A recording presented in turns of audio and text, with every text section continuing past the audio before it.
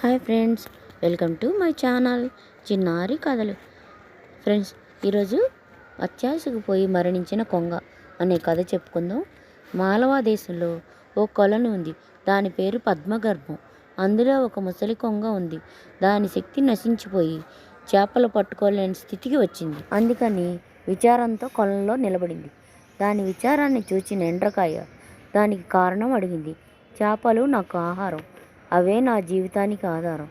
నగరంలోని జాలర్లు రేపు ఇక్కడికి వచ్చి కొలంలో చేపలు పడతారట. అందువల్ల నాకు ఆహారం దొరకదు, నాకు చావు తప్పదు అని దిక్కిస్తూ చెప్పింది.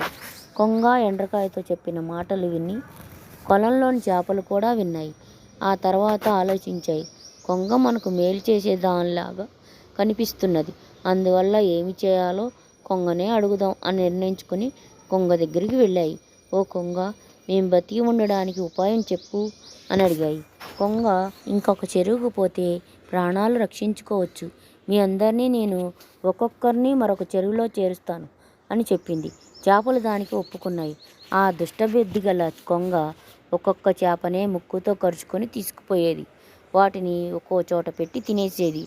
చేపల్ని రక్షిస్తున్న కొంగపై ఎండ్రకాయకు నమ్మకం కలిగింది. అప్పుడు కొంగతో, నన్ను కూడా ఆ చెరువుకు చేర్చు అని అడిగింది.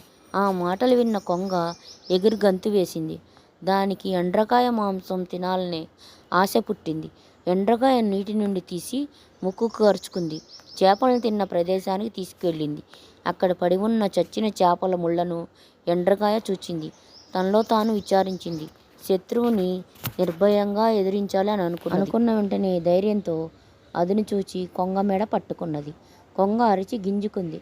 అయినా దానిని వదిలిపెట్టక మెడను తన గిట్టలతో కత్తిరించింది. కొంగ వెంటనే చనిపోయింది. ఫ్రెండ్స్, కథ నచ్చిందా?